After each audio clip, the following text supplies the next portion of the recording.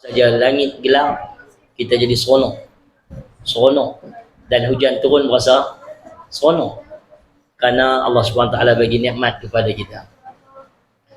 Bagaimana seronoknya kita menunggu hujan untuk membasahkan bumi dengan rahmat daripada Allah SWT.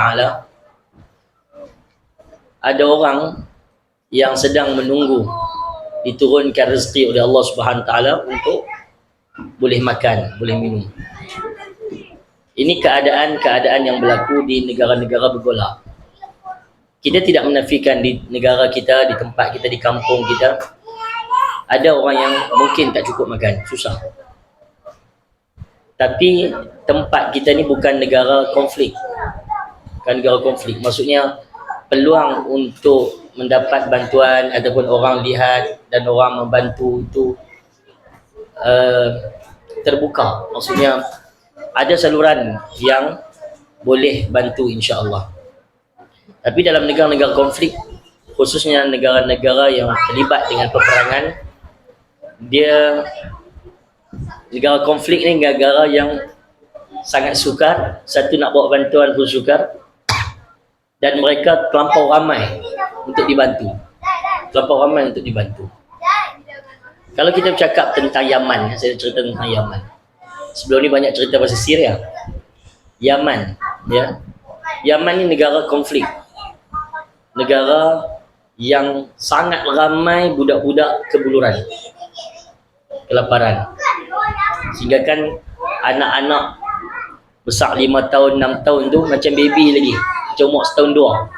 Dukung keringan, tulang dengan kulitnya. Ada beberapa tempat yang kita buat program bagi pesakit malnutrisi, budak-budak yang tidak cukup nutrisi, tak cukup makan, tak ada susu, tak ada apa semua, menyebabkan mereka sangat kurus kering. Tuan-tuan boleh tengok dalam flyers tu macam mana ada baby yang kita pegang, itulah doktor kata besar ni bila mai ke hospital ataupun tempat program-program NGO untuk bagi bantuan nutrisi ni, agak stabil sikit, sebulan balik ke rumah ataupun balik ke kemah, lepas sebulan mai pula kurus kering lagi, makan tak ada. Kalau kita tengok bagaimana kebuluran yang ada di Yaman, kemiskinan di merata-rata tempat, bahkan di tengah-tengah jalan orang minta derma, bukan ke tepi jalan, tengah jalan. Hak ni suasana yang kita tak jumpa di tempat lain, tapi di Yaman ada. Duduk tengah jalan, kereta belah mai, kereta belah ni belah pi, di tengah-tengah orang duk minta derma. Budak-budak pun minta derma, minta makan, minta air untuk diberi minum. Itu suasana di Yaman. Di Yaman, keadaan hospital di Yaman sangat terhad kemampuannya. Mereka dah tak boleh nak tampung keadaan pesakit yang ramai dan bantuan lanjutan kepada pesakit-pesakit yang lebih kronik. Kalau nak, kena bawa keluar pergi ke negara-negara sebelah, hantar ke Saudi ataupun ke Oman, ataupun nak murah sikit terbang ke Mesir. Kami ambil flight daripada Yaman ke Kahirah. Naik flight ni macam naik ambulans, sakit-sakit di belakang dengan tong gas, dengan apa semua. Ni kita bayangkan, pasal Yaman ni dia negara yang perang, lepas tu dia negara tertutup, tak ada penerbangan masuk kecuali Yaman Air saja. Yaman Air ya. Terus ada kira lah Etihad ke apa kan, tak ada. Ustaz, tak ada Ustaz. Yaman Air je. Itu pun tak boleh beli online. Nak beli kena pakai orang dalam untuk dapatkan tiket. Mereka akan hantar kat kita di luar, baru boleh bawa masuk. Airport mereka ni antara bangsa, tapi satu hari mungkin penerbangan 2 ataupun 3 kapal je turun. Itu pun Yaman Air. Yaman Air saja. Sebab tu kalau pesakit-pesakit nak teruk, yang ada duit, mereka akan ambil tiket keluar pergi ke negara yang dekatan, Saudi ataupun Oman lah, paling dekat. Tapi biasanya nak murah ke Mesir. Naik kapal terbang tu macam naik ambulans, Ustaz. Doktor pergi belakang, tengok sakit, demam balik duduk, lagi pergi pula. Dengan tong gas, dengan baby sakit, apa semua duduk ada di belakang. Itu keadaan. Hadirin sekalian, negara yang sangat teruk menghadapi krisis perang. Perang apa? Perang dalaman. Perang saudara. Houthi dengan kabilah-kabilah dan sebagainya yang berlaku di dalam Yaman. Terus sembanglah pasal pendidikan apa semua, sangat banyak perlu untuk kita tengok. Yang nak cakap satu part dia, iaitu bab kelaparan dan kanak-kanak yang tidak cukup makan. Kalau kita tengok di Palestin, bagaimana orang cakap tentang ada keluarga yang makan ambil rumput masak jadi sup rumput, abuan buat buka puasa, itu benda yang betul. Dan sebenarnya Syria sebelum daripada ni sudah pun berlaku beberapa tahun, itulah keadaan mereka mencari makan. Tak ada benda apa nak makan. Kalau di Syria dulu, mereka adalah pelarian yang duduk di negara orang, yang ada komitmen nak kena bayang itu bayang ini, padahal dia pelarian duduk di kemah tanpa ada bantuan, tanpa ada tajaan. Mereka kena bayang dekat tuan tanah, sewa sekian-sekian banyak satu tahun. Tak ada bantuan, mereka kena bekerja. Tapi nak bekerja di dalam negara orang atas status sebagai pelarian tak mudah. Tak mudah. Orang bayar dengan ni harga yang kecil, orang ambil kesempatan. Dan kalau kita lihat bagaimana kanak-kanak ni besar-besar ni, kuih-kuih tanah, duk cari kok ada cebisan-cebisan roti tu. Itu benda yang betul berlaku di kem-kem pelarian, khususnya kem-kem pelarian Syria yang berada di utara Syria. Di utara Syria, mereka tak boleh nak masuk ke Turki. Tapi daripada keluar daripada wilayah yang berlaku peperangan, ataupun mereka lari daripada tempat mereka yang diserang. Di utara Syria berhimpunnya para pelarian yang sangat ramai dan sesak. Bantuan sikit-sikit tak boleh masuk. Abang Keli dalam kem dia. Satu kem, ribuan kemah. Selama 14 tahun mereka duduk dalam keadaan begitu. Hadirin sekalian, inilah keadaan dia. Yang mana dalam keadaan kesesakan gitu, kalau kita fikir anak kecil yang dilahirkan waktu mula berlaku peperangan sekarang sudah umur 14 tahun. Dan daripada kecil sampai 14 tahun ni, dia sudah menerima kemiskinan, kemelaratan, tak cukup makan, pakaian yang begitu begini, tanpa pendidikan. Dia sudah menerima kehidupan itu sebagai kehidupan yang normal. Kehidupan yang bagi mereka itulah kehidupan sebenar. Hak ni, lagi 10 tahun, lagi 20 tahun, mereka lah generasi yang akan membentuk zaman itu. Tapi otak mereka, jiwa mereka kosong akibat daripada peperangan. Kosong. Mereka tak ada cita-cita besar, mereka tak ada pengetahuan, mereka tak ada. Inilah generasi perang. Hadirin sekalian, saya sebut benda-benda ini semua supaya kita faham dan kita sedar dalam keadaan kita berasa sakit, ataupun kita berasa lapang, ataupun kita berasa susah, ataupun kita berasa sikit sengsara, atas apa alasan pun, ada orang yang lebih teruk daripada kita. Kalau kita sakit, ada lebih sakit dan sakit mereka dalam suasana yang lebih teruk. Kita sakit, kurang-kurang nampak bangunan hospital berasa lega. Saya ada tempat kurang-kurang nak pergi letak. Mereka sakit, tak ada tempat untuk diletak. Kalau di kem-kem pelarian Syria yang ada di Arsal, Lubnan, ada beberapa hospital terpaksa ditutup kerana hospital ini hanya bergerak di atas sokongan daripada NGO-NGO. Tak ada bantuan selama 14 tahun, siapa nak sanggup tanggung lagi. Jadi sebahagian daripada hospital kena tutup. Mereka kena masuk hospital Lubnan sebagai pelarian dalam keadaan kapasiti yang tidak cukup untuk menampung bukan setakat orang Lubnan, dengan pelarian-pelarian Syria sekali. Di Yaman seperti yang saya sebutkan tadi, kalau kita rasa kita teruk, hadirin sekalian, ada orang yang lebih teruk berhadapan dengan kesakitan. Tidak dibenarkan untuk sakit. Kalau sakit jadi azab ataupun jadi tanggungan yang berat kepada keluarga. Sehingga akhirnya kalau sakit, biarlah sakit di rumah ataupun di kem-kem. Sakitlah, tanggunglah sendiri supaya tidak membebankan ahli keluarga yang lain. Kalau kita rasa lapang, haus hari ni, kan, dengan perit, wallahualam mungkin ada hikmah lah Tuhan nak bagi kita rasa sikit. Kita rasa perit, kita rasa lapang. Tuan-tuan rahmatan, kita rasa geram, pukul 12, pukul 1, TikTok pakai duk minum ayak lah. Facebook, TikTok, mereka jenis minum ayak pukul 12, pukul 1 lah ni. Mereka minum malam lah kan, tapi video tu pukul 12, pukul 1, kita tengok geram ayak sejuk duk minum tu. Hadirin sekalian, bayangkan, kalaulah mereka tengok kita ni, kalaulah mereka nampak kita, bagaimana ada murtabak yang makan tak habis, kita lempak buang dalam tong sampah. Ada nasi Arab ke, nasi biryani ke, nasi apa ke, yang makan tak habis, duk lempak buang dalam tong sampah. Ada ayam yang pi bazar tadi, 5 jenis ayam. Pasal 5 orang, anak 3, lelaki bini, 5 orang, 5 jenis ayam, dan semua minum tak habis, akhirnya lempak ke dalam sinki.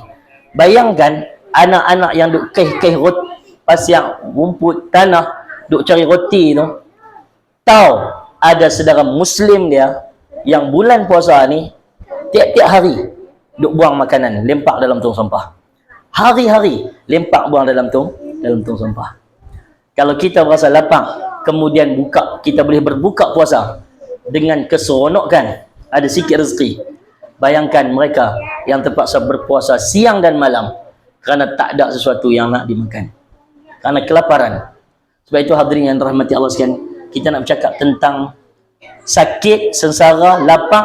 Ada orang yang lagi dahsyat, dan kalau di Gaza itu mereka sanggup bertahan hanya semata-mata untuk pertahankan tanah air, khususnya sebagai tanah suci, kiblat pertama kita orang Islam.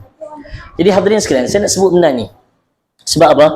Nabi SAW satu hari, kan, ada satu cerita dalam Sahih Bukhari.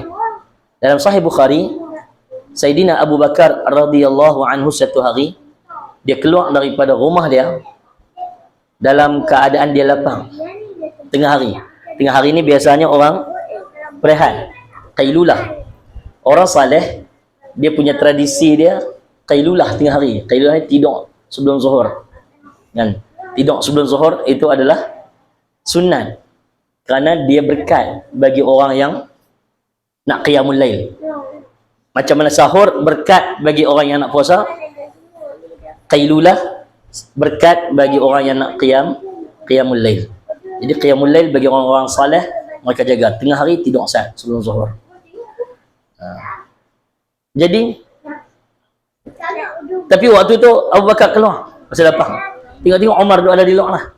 Tanya Umar, kenapa duk ada di luar ni waktu ni? Umar kata, aku lapang. Abu Bakar kata, aku pun lapang. Duk sat tengok-tengok Rasulullah pun keluar. Rasulullah tanya, ma akhrajakuma min buyutikuma, apa yang menyebabkan kamu dua keluar rumah waktu ni? Kata Abu Bakar dan Umar, al-ju'u ya Rasulullah, lapang ya Rasulullah. Kalau gitu jom, kata Nabi, jom kita pergi. Nabi kenal seorang sahabat, Nabi tahu macam mana dia. Hadirin sekalian, keluar Nabi bawa Abu Bakar dan Umar pergi ke rumah seorang sahabat. Dikatakan sahabat itu adalah Abu Ayyub Al-Ansari. Tapi dalam Bukhari tak disebut nama sahabat ini. Mai ke rumah kawan ni, sahabat ni, dia tak ada di rumah, isteri dia sambut. Duk sat, dia pun sampai balik, tengok Nabi duk ada di luar rumah, langsung ajak, jom masuk ke rumah. Tak ada orang yang lebih bahagia kan ni banding aku, kerana aku didatangi oleh tetamu yang paling mulia, Rasulullah dan dua sahabat yang paling mulia, Abu Bakar dan Umar. Masuk. Nabi duduk, Abu Bakar duduk, Umar duduk. Terus dia bawa keluar kurma-kurma yang ada. Semua jenis kurma ada lah. Tak kira Yusuf Tayyub ke apa, kurma ada lah keluar belakang. Hak bertangkai, hak tak bertangkai. Rutab, balah, tamar. Yang basah, yang kering, yang kelat muda kan, putih itu sedap. Keluar habis semua. Jamu kepada Nabi SAW, Abu Bakar dan Umar. Dia pun makan buah tamar. Duk saat dia pun bangkit. Nabi tahu lah ni nak cari menu tambahan ni. Nabi kata, iyyaka wal halu. Nabi kata, jangan sembelih binatang yang menyusu. Ambil hal lain tak apa. Dia pun ambil hak muda, kambing, sembelih, dan kemudian jamu depan Nabi SAW. Nabi makan, Abu Bakar makan, Umar makan. makan semua sampai kenyang, alhamdulillah. Di hujungnya, setelah kekenyangan, Nabi pesan kepada Abu Bakar dan Umar. Nabi kata apa? La tus'alunna an hadzal na'im yaumal qiyamah. Abu Bakar, Umar, ingat dan sedang bahawa kamu akan ditanya tentang nikmat ini pada hari kiamat. Nih, nikmat yang kamu makan ni, tadi kamu keluar daripada rumah kamu, akhrajakum min buyutikum al-ju'. Lapar telah menyebabkan hampa keluar daripada rumah, dan tidaklah hampa balik ke rumah setelah hampa mengecapi nikmat ini. Ketahuilah, nikmat ini akan disoal oleh Allah Subhanahu wa taala. La tus'alunna an hadzal na'im yaumal qiyamah. Kamu akan ditanya tentang nikmat ini pada hari kiamat. Allah uji kita macam-macam. Ada orang yang Allah uji dengan kelaparan, ada orang yang Allah uji dengan kekenyangan. Allah uji dengan kekurangan, Allah uji dengan kelebihan. Biasanya yang diuji dengan kesusahan mampu sabar dan lulus dengan redha. Tapi yang diuji dengan nikmat, diuji dengan kesenangan, diuji dengan kemudahan dan kemewahan, ini jarang-jarang boleh lulus. Kecuali orang-orang yang ingat dan sedar, orang yang insaf, seperti Uthman ibn Affan, seperti Abdul Rahman bin Auf. Orang ini orang yang walaupun punya nikmat kemewahan yang banyak, tapi tak masuk dalam hati. Dunia itu di tangan, tidak di hati. Jadi orang yang macam ni lulus. Ada orang yang kalau diuji dengan susah, boleh ingat Tuhan. Tapi ramai orang bila diuji dengan kesenangan dan kemewahan, jauh daripada Allah Subhanahu wa taala. La tus'alunna an hadzal na'im yaumal qiyamah. Ingat, kamu akan ditanya tentang nikmat ini pada hari kiamat. Makanan kita banyak, kan? Hak kita duk buang tu sampah hari-hari tu. Hak kita duk buang tu sampah, buang tu, tak berasa kita duk koyak duit, lempak tu sampah lah. Beli murtabak, waktu tengok teringin, 3 tuan, 3 murtabak beli. Kalau tak tahu hak mana tu sedap. Beli ke? Dan akhirnya 1 je makan, 2 lagi buang tu sampah. Tak berasa kan RM5 beli murtabak tu macam koyak duit RM5 lempak tu sampah. Tidak ada faedah kepada kita. Sedangkan ada saudara kita Muslim, bukan orang lain, orang yang sedang bertahan, orang yang sedang bertahan atas nama jihad, mempertahankan tanah air, mempertahankan Masjidil Aqsa, mempertahankan tanah yang dirampas oleh Israel. Itu sedang dalam kelaparan. Itu dalam kelaparan. Jadi hadirin sekalian, saya nak ajak kita, kalau ramai negara-negara, banyak negara-negara Islam, bulan Ramadan menjadi bulan pembaziran, kita minimalkan di peringkat kita. Ingat, dan kita sedangkan anak-anak kita, kita sedangkan ahli keluarga kita. Berpada-padalah berbelanja. Karena tak gamak kita sedang bermewahan, berbelanja lebih, membazir, sedangkan ada anak-anak yang kalau kita tengok ke dalam mata hitam mereka itu, betapa luruhnya hati kita, kerana tak ada makanan, tak ada minuman, tak ada kecukupan untuk mereka. Sedangkan mereka adalah anak-anak Muslim macam anak-anak kita. Hadirin mukminin rahmati Allah sekalian. Itu apa yang diajar oleh Nabi SAW kepada Abu Hurairah. Abu Hurairah satu orang sahabat yang susah, kan? Sahabat susah. Dia dipanggil ahli suffah. Ahli suffah. Ahli suffah ni apa dia? Ahli suffah ni orang yang susah lah duduk di masjid. Dia panggil ahli suffah. Geng-geng yang dapat bantuan kebajikan, kan? JKM ni duduk, tak ada rumah apa, lepas duduk di masjid. Itu dipanggil ahli suffah. Ada orang hantar makan, ada makan dia bang. Tak ada, lepas duduk di masjidnya. Abu Hurairah dia ahli suffah. Zaman Nabi dia ahli suffah. Lepas Nabi tak ada, barulah dia diangkat duduk dalam kerajaan dan sebagainya. Dia ahli suffah, susah. Nabi dia ni orang yang lapar. Dia kata ada ketika dia lapar sampai berguling di tanah kerana tahan lapar. Waktu dia sedang lapar teruk ni, kan? Saya rasa kita pernah cerita tentang Abu Hurairah ni. Dia lapar, dia tak tahu nak berguna, nak minta ke orang segan. Dia sekat orang, tanya soalan. Tanyalah ustaz. Tanya orang hukum hakam, tanya orang kenaan agama, Quran dan sebagainya. Sebab apa? Bukan nak tahu jawapan, kata dia. Yang aku nak orang tengok muka aku, tahu kata lapar, ajak pergi makan. Itu saja matlamat dia. Tapi tak ada orang yang faham benda ni. Tahan Abu Bakar tak berhenti, dia tanya soalan, jawab soalan. Tahan Umar, tanya soalan, jawab soalan. Lepas tu tak faham. Tapi satu ketika Rasulullah keluar, tak ada aku tahan Nabi. Kata Abu Hurairah, Nabi dah senyum kat aku. Siap pegang tangan, ajak balik rumah lagi. Oh, berbunga-bunga. Orang satu-satunya orang yang faham. Balik ke rumah, sampai di rumah, Nabi tengok di rumah dia ada susu. Nabi tanya orang rumah dia, susu ni orang hadiah ke orang sedekah? So, Nabi tak angkat sedekah. Orang rumah Nabi kata, ini adalah hadiah. Hadiah. Oh, kalau hadiah boleh makan. Nabi tak Abu Hurairah mai. Seronok. Abu Hurairah pun seronok mai nak minum. Nabi kata, sat-sat lu. Pi panggil ahli sufah yang lain mai sama. Pi panggil ahli sufah yang lain mai sama. Dia tu lapar lah. Kan Nabi suruh pi panggil orang hak lapar macam dia juga. Orang hak macam dia juga lapar di masjid tu. Kan? Macam orang hadu asrama pondok dulu kan. Kalau nak pi panggil geng-geng hak macam dia juga, sehati. Sehati. Tapi benda tak banyak. Mai panggil hak macam ni juga kalau pi ramai-ramai sehati. Kan? Jadi Abu Hurairah kata sepatutnya Nabi bagilah dia minum dulu. Lepas tu nak panggil siapa pun panggil lah.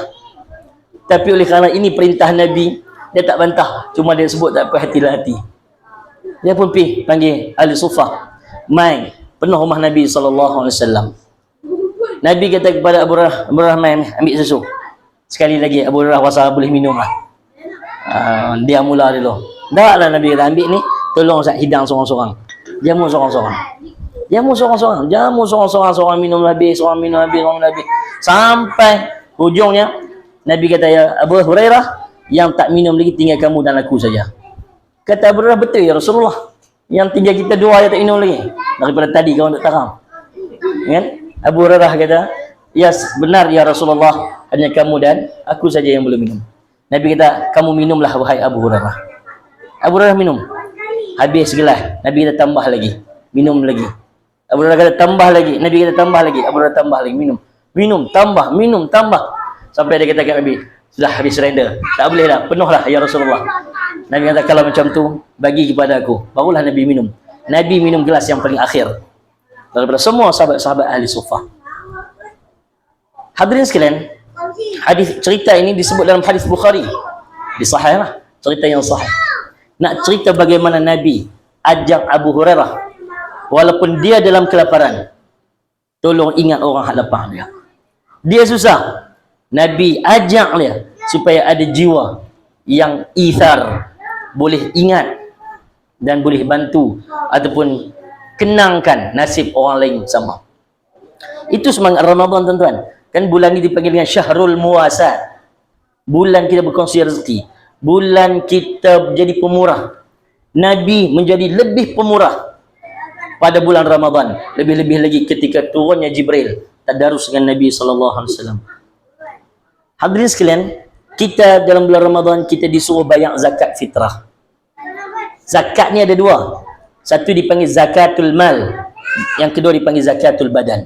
Zakat ni ada dua. Satu zakat harta, satu zakat badan. Zakat harta tu hak meniaga, nama simpanan, emas perak, pertanian belah kambing, belah lembu. Itu zakat. Zakat itu dipanggil dengan zakat harta. Cukup nisab sekian, bayar zakat sekian. Adapun fitrah ini, zakat fitrah ini kita panggil dengan zakat badan. Zakat badan ni badan orang, setiap diri orang Muslim kena bayar zakat. Siapa dia?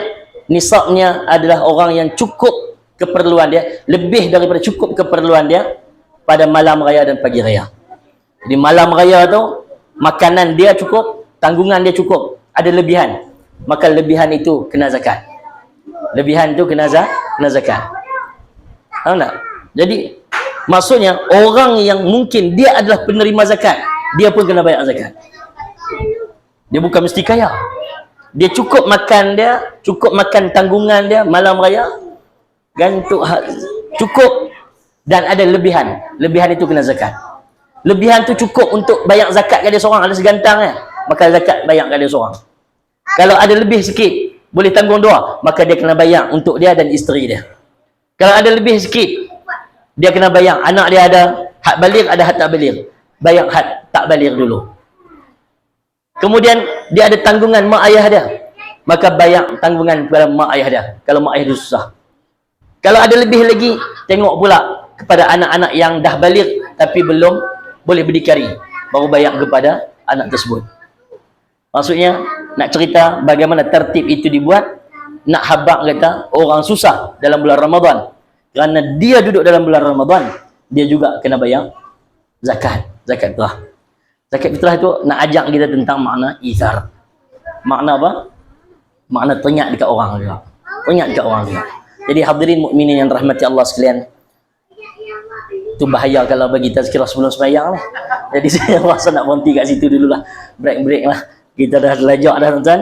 Jadi apa yang boleh saya sebut secara umumnya tuan-tuan, siapa saja, di mana saja, hadirin sekalian, bulan ini adalah bulan yang kita rebut lah.